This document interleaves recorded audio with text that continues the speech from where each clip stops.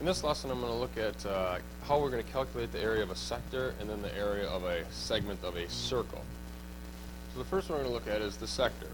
And what is a sector before we look at how we're going to calculate its area? And a sector is nothing more than part of a circle. And notice the the mathy definition I look at it as.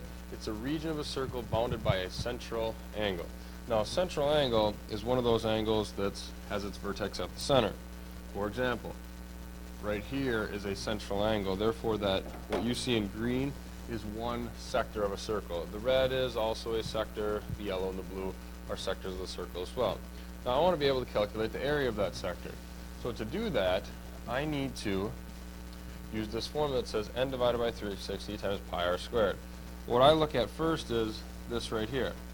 That's the area of the entire circle.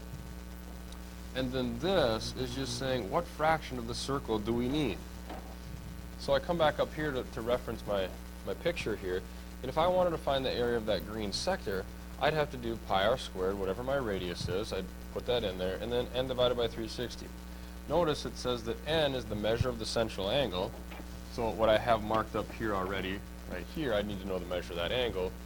Or it's the measure of the arc that creates the sector. Now that would be this right here. What you'll find out later is the measure of this arc that I just drew in and the measure of the central angle there, they're always going to be equal in measure. So if you know the measure of the arc, you also know the measure of the central angle, or vice versa. If you know the measure of the central angle, then you know the measure of the arc.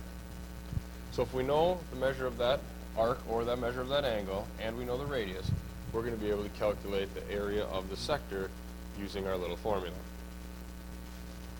Now the next one is going to be the segment of a circle.